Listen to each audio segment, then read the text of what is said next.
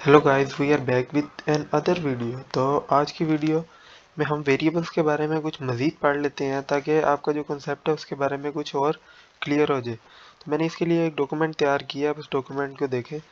तो मैं आपको थोड़ा सा बताता हूँ उसके बारे में, फिर उसके बाद हम वापस आएंगे दोबारा अपनी इधर कंसोल पे, तो मैं आपको प्रैक्टिकल भी करके दिखाऊँ। पहले हम थोड़ा सा इसके बारे में मज़ीद पढ़ लेते हैं। अच्छा देखिए, variable is a container to store data.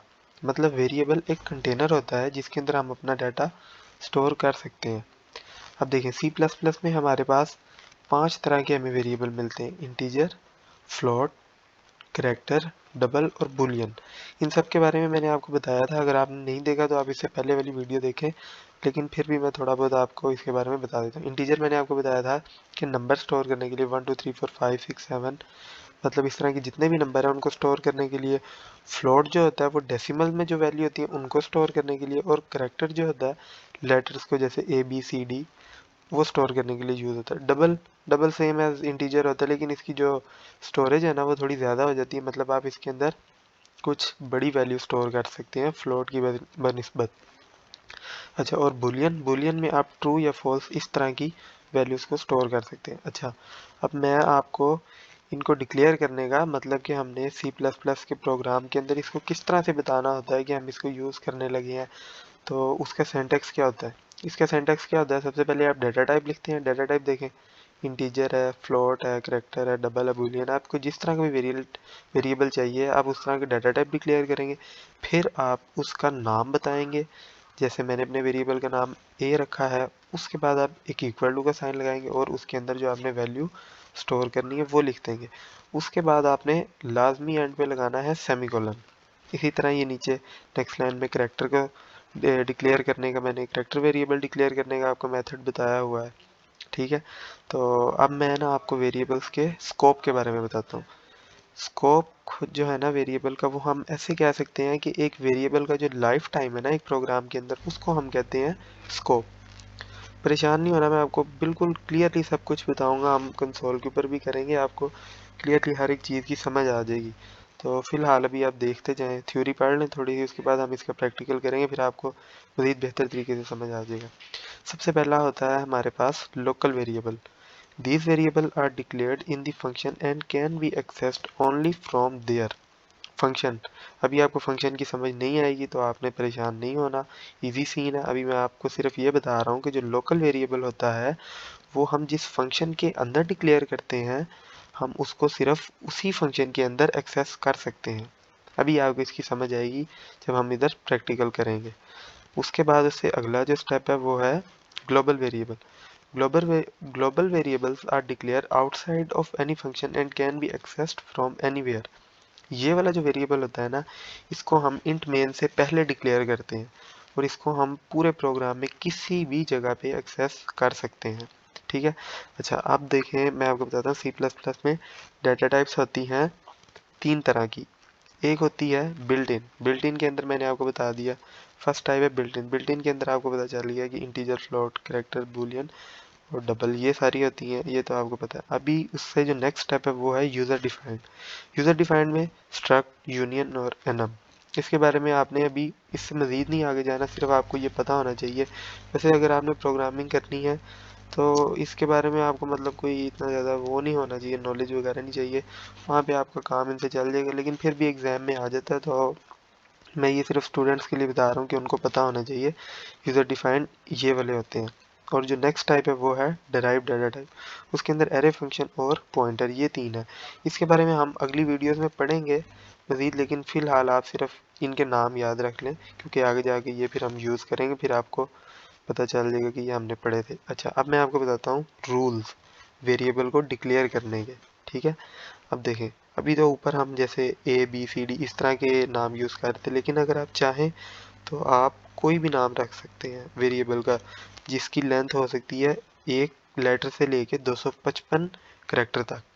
ठीक है, अब जो है variable name must begin with alphabet और अंडरस्कोर, मतलब कि जो वेरिएबल का नाम है वो किसी अल्फ़ाबेट से शुरू होना चाहिए, जैसे ABCD, या फिर अंडरस्कोर से भी आप उसको शुरू कर सकते हैं। ये नहीं है कि आप वहाँ पे एक्सक्लेमेशन मार्क लगा दें या @ इस तरह का कोई हैश वगैरह इस तरह का कोई आप वो करैक्टर यूज़ करें, वो नहीं आपने यूज़, स्पेशल करैक्टर होते हैं वो नहीं आपने यूज़ करने, ठीक है।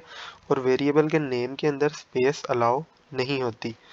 इसके अलावा हम कीवर्ड क्या होता है, जैसे हमने ऊपर यूज़ किया इंटीजर, उसके अलावा हमने ये फ्लोट, चार, डबल, बुलियन, ये सब होते हैं, क्या होते हैं, कीवर्ड C++ में, जो कि कंपाइलर ने अपने लिए रिजर्व किए हुए। कंपाइलर ने इन लफ्ज़ को यूज़ करके कुछ पीछे कोडिंग लिखी होती है कि अगर ये वाला लफ्ज़ लिखा जाए तो इसका क्या मतलब है, इसका क्या मतलब है।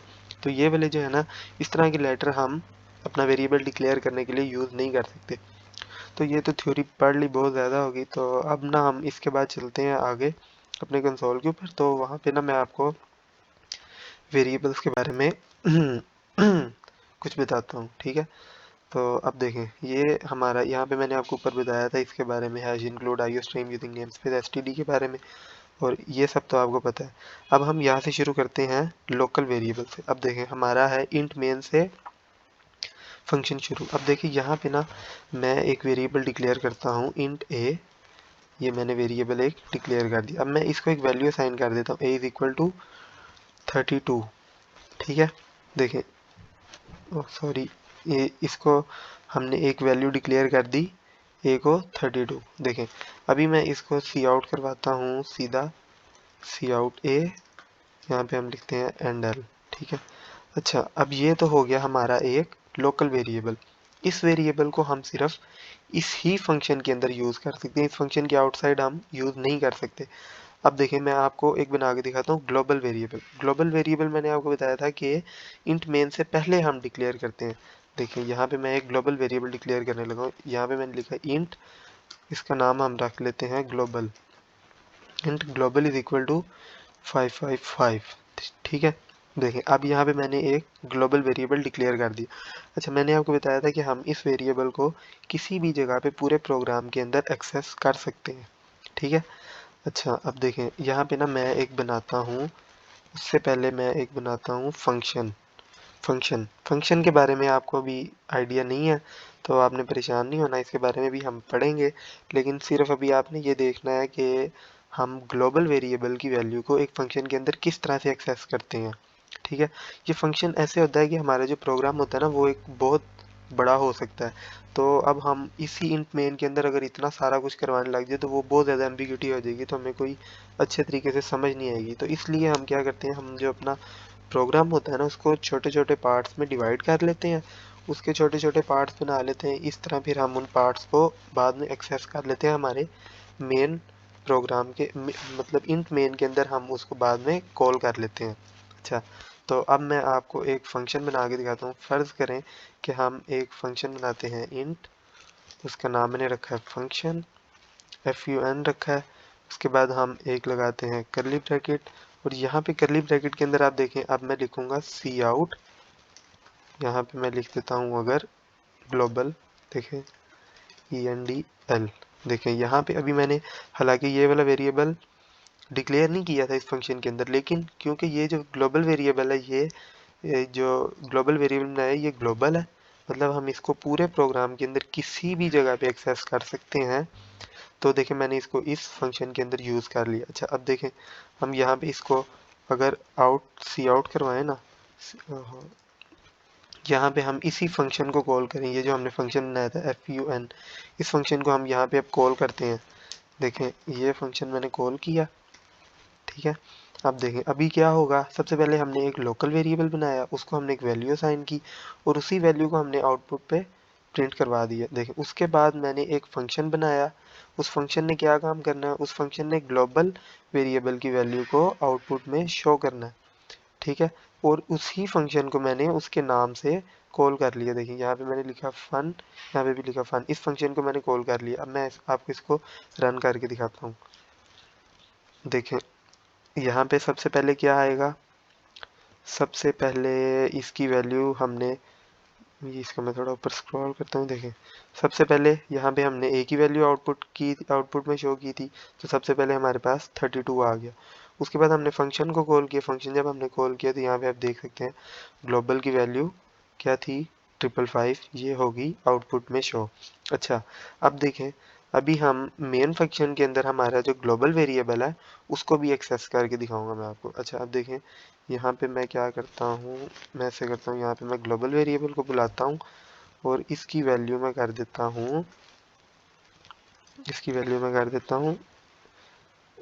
333 कर देते हैं, ठीक है। तो इस वैल्यू को अगर मैं आउटपुट में करूँगा शो, देखें, अब देखें अभी क्या होगा, अभी ग्लोबल वेरिएबल जो है ना उसकी वैल्यू चेंज हो जाएगी, लेकिन सिर्फ किस जगह की हद तक, इंट मेन की हद तक। जो उसकी ओरिजिनल वैल्यू है उसकी ओरिजिनल वैल्यू वही रहेगी।